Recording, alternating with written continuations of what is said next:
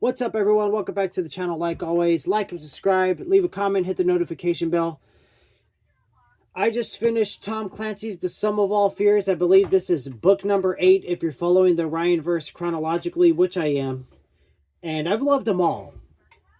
There's been a lot of books outside of Tom Clancy that I've read since I've started reading again in September of 2025. And a lot of books throughout my life that just, I don't know, were my favorite books. I've had a few this year that I thought were my favorite books of all time.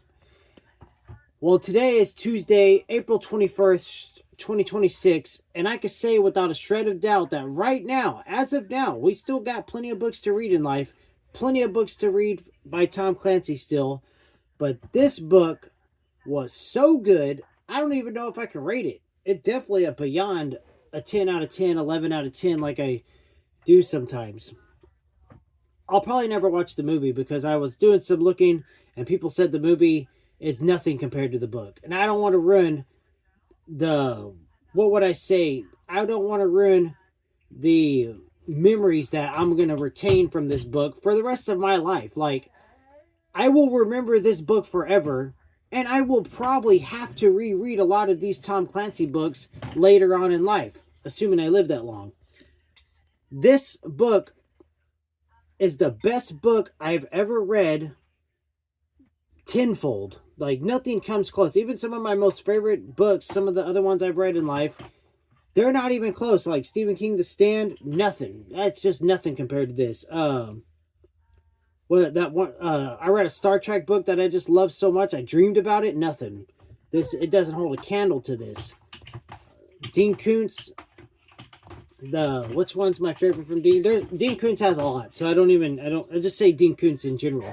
Nothing, nothing compared to what this book did for me.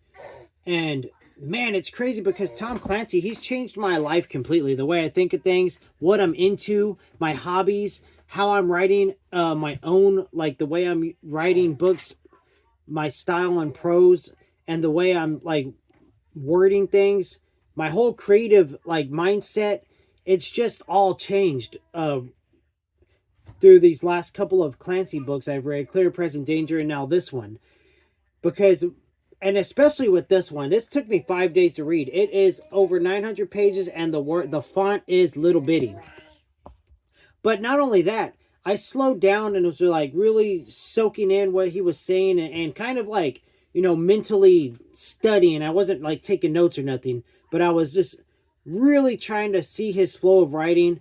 And this book is so complex with like the nuclear bomb stuff, the way he explains it. It's so in depth. It's just page among page. When you see your extremists, your bad guys, they're rebuilding this nuclear weapon that they found that was lost by a certain country in a war in 1973. I'm not going to go through any names because I know a lot of people get offended when you list these countries from some of these older books. And I just don't want to deal with that. But a small country in a certain part of the world misplaced a weapon that they got from the United States. I know I could say the United States because whatever. And it was basically an atomic bomb.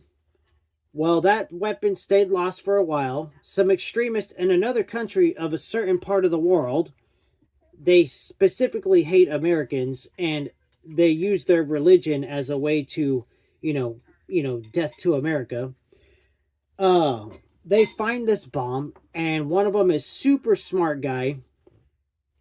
They rebuild the bomb, but it's not just them. They bring in a Native American who also, despises Americans. They bring in a German who also despises Americans and all this stuff. They do a bunch of...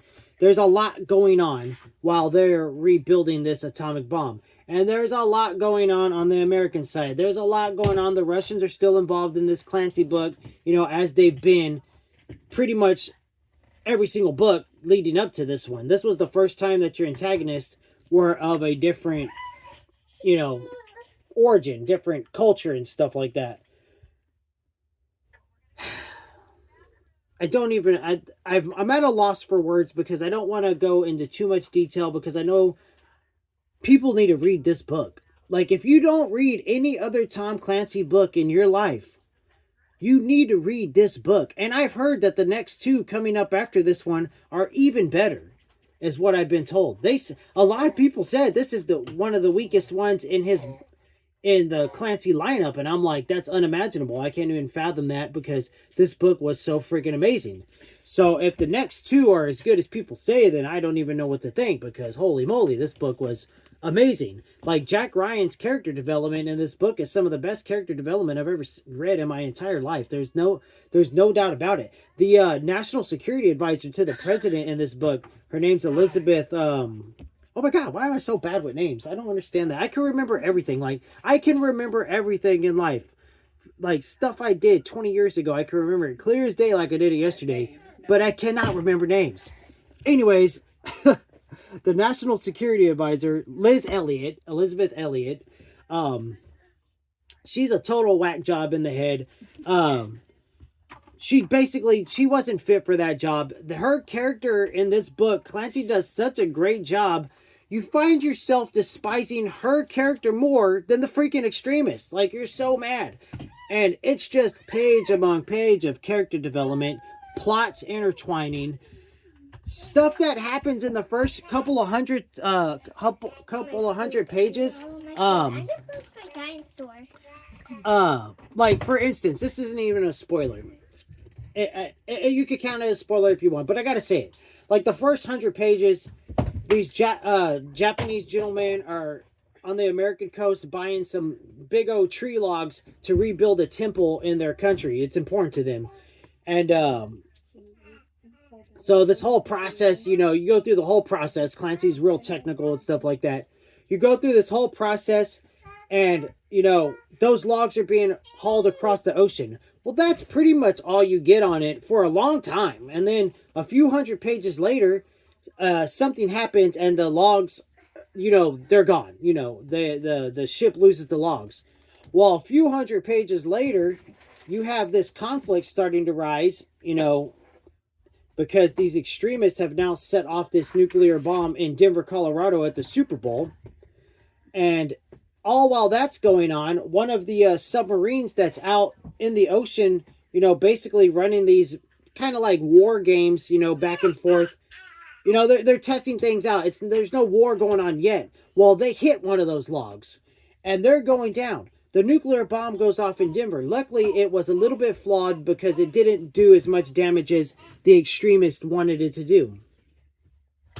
All while this is going on, we're talking hundreds of pages. All this is going on. You're watching Jack Ryan's character just dissolve. He's falling apart. He's being accused of all kinds of things. You get a lot of Kathy Ryan in this book too, which I thought was great because she thinks he's cheating on her and he's basically killing himself. The job's killing him. All this stuff. And you have John Clark playing a different kind of role in this book. He's just chilling. He's Jack Ryan's like basically bodyguard driver type thing. Him and Chavez.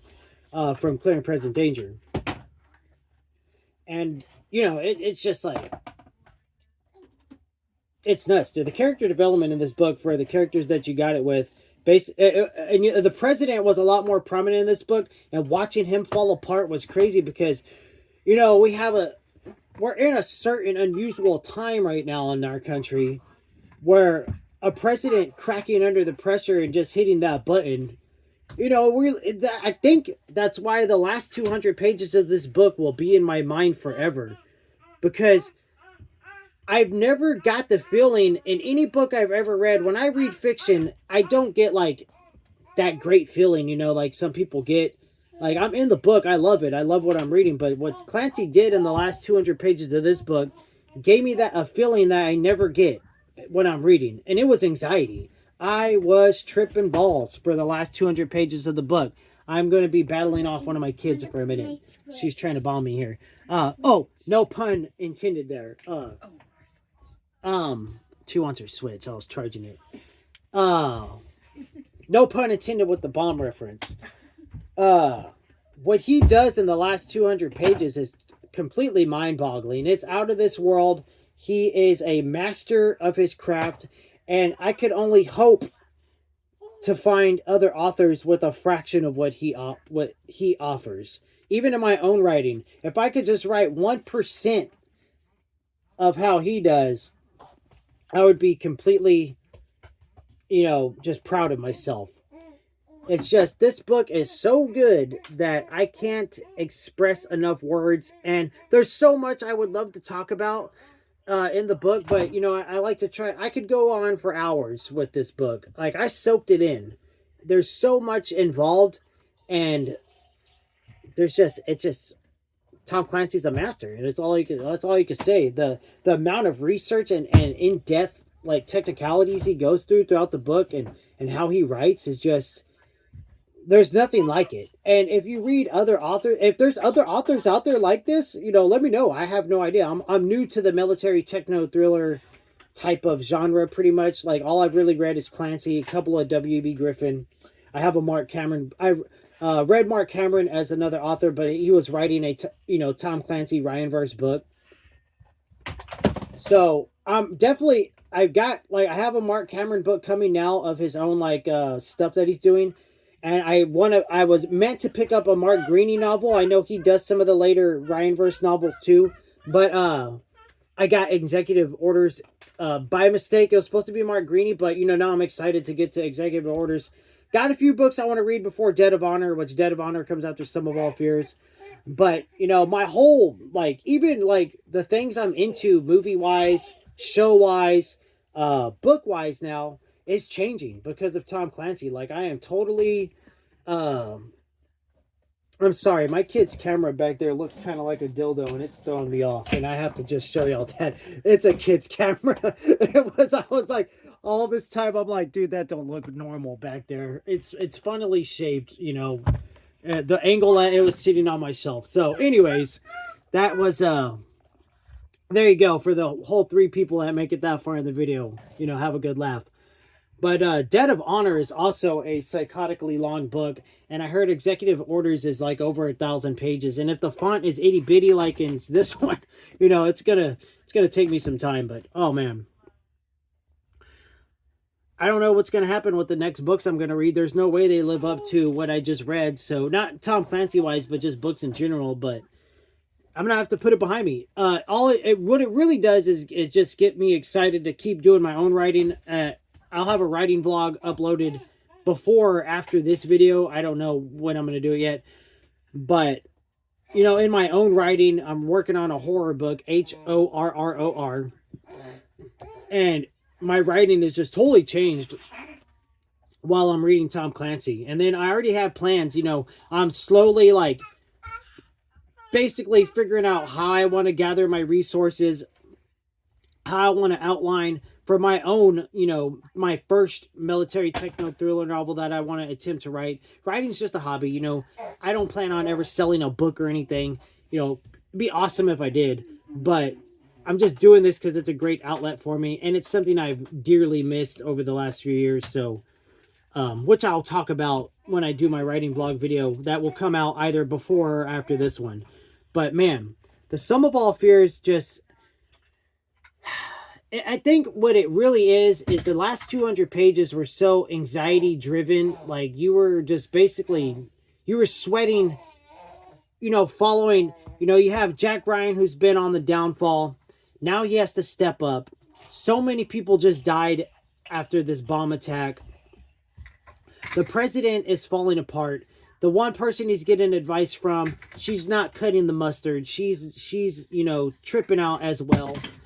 And it's just all chaos. It's crazy. You have, American soldiers and Russian soldiers all over the world that are getting all these signals, and they don't know what to do. So they're accidentally, they're engaging in battle and killing each other by accident. It's so chaotic, and you're like, man, this crap could happen. I don't think we're as much of a chance of something like this happening now, dare I say, as it was back then. When I was a kid growing up, we lived with the fear of imminent nuclear destruction every day. We did, like, drills several times a year, getting under the desk like, that's going to do shit if a nuclear bomb goes off. You know what I mean? It was some of the dumbest stuff I remember doing. Like, you're toast if a nuclear bomb goes off. So, I don't think hiding under our desk would have made any type of difference. But it just makes you think, you know, and it's just, I can't, Tom Clancy's made me just dislike a lot of things that I used to like, and I find myself looking into a lot of things that 3 weeks ago I wouldn't have given a crap about. But now here I am at 10:30 at night, laying in bed, getting ready to go to sleep, watching a 3-hour documentary about the most gigantic naval warship in America, and I'm like, and I'm totally interested. It just blows. My wife says it's called being old, getting old. Whatever, dude. I'm not even 40 yet. I'm right there. I'm like a year away. I'm on the edge. But it just, this book changed my perspective. This one and Clear and Present Danger, because did I read them back to back? No, I read a Star Trek in between. Oh, I read Star Trek and a Dean Koontz in between. But Clear and Present Danger and then this one, as far as the Clancy novels go, because I have loved a couple of other ones quite a bit. There have been some good ones. Without Remorse, the first one I read, I thought then was the best like thriller book I ever read in my life. And now it's just, you know, Without Remorse is a great book. I loved it, but it don't come close to what I got out of this. So, I'm gonna end the video there since the dog can't control himself. The kid's playing and made a knocking sound. I could keep going on forever, because the character development and what you get in this book is amazing. Not all the characters are totally developed in it, but just Jack Ryan's character development alone is it's just a mastercraft. It's a lesson to anyone who thinks you're going to be a writer, anyone writing anything. I implore you to read some Clancy, because you can get a lesson or two from it. And I'm going to continue on. Like, when I finish the Clancy line of novels in the Ryanverse, I'm probably going to start, you know, reading some of other Clancy's other stuff that he did by himself, or with, he brought in other authors with him to like tag team the book. But I am going to continue on the Ryanverse. I loved the Mark Cameron book that I read, and I'm super excited to get to Mark Greeny's books. So, you know, I want to see how far this goes with Jack Ryan Jr. and what I see. I think their daughter becomes something in the later books. And you know, there's a lot of stuff that's going to go on in the Ryanverse that I'm excited to get to. And I don't know, like, I just recently got back into vintage horror, like 70s, 80s, 90s horror. But then as soon as I got into that, I read Clear and Present Danger, and now this one. And it's got my whole, like, my hobby wheels just spinning like crazy. Like, I got to balance it out. You know I want to read at least 4 or 5 horror books a month. Star Trek's always going to stay at 2 books a month. But how am I going to squeeze these big giant? Because I've seen a couple. One of the other Tom Clancy ones in the Ryanverse, before he starts bringing in the other authors, it's well over 1,000 pages. And I don't know. People told me that I wouldn't like this one that much, and you know, it wasn't that good. But I'm like, yeah, you know, entertainment's subjective. You may not have liked it, but I freaking loved it. Like, I had a great time. Like I said, the last 200 pages, I've never felt that in any book I've ever read in my entire life. It blew my mind, the anxiety that it gave me. Like, I think I had nightmares last night. I can't remember. Once I woke up, I couldn't remember them. I know I just said earlier in the video I remember everything, but I think we could count dreams and stuff not the same. Because sometimes you just don't remember them. See, that's what Ken Follett does to me. But my wife's back there like, that's what Ken Follett does to her. And I really want to try to squeeze a Ken Follett book into my May TBR, but if anything, I'll be reading one of his in June. She's been on me to read it. We should have a review from her. She just finished up a Ken Follett book. But we'll see, you know what I mean? I'd love to get some of her reviews on the channel, but Some of All Fears. Yeah, it's hard with the kids. Y'all hear the kids and dogs always going off in my videos. Maybe, you know, when the kids visit the grandparents, we'll get a quick review. We'll keep her reviews under, you know, like 7 minutes or something. This one went far longer than I wanted it to go, but I just can't talk about this book enough. But I'm going to end it there. He's losing it back there. Some of All Fears. It's not even on my rating scale. It's beyond it. You know what I mean? It's NA. It's not eligible. It's beyond an 11 out of 10. It's changed my whole perspective on creativity, how to write, how I want to approach reading in general, and just everything. It's changed everything. You know, Star Trek did the same thing to me. Still does. Star Trek has a lot of good moral lessons in a lot of the books. Sometimes, you know, there's nothing to be, it's just an episodic book, you know, it's just sheer entertainment value. But this is, you know, it's a chunky beast of just, you could learn a lot from this book, I think, as far as writing and creativity goes and how to approach things. I know for sure now after reading Clancy that I just love details. I want pages of details. Like, don't skimp on the details. You're short-sighting yourself as an author. You're hurting your readers. And you know, if someone wants to read a 100-page book, kudos to them. You know, go read it. I want the details. Tom Clancy's a master at it. I love the book. That's the video today, guys. Later.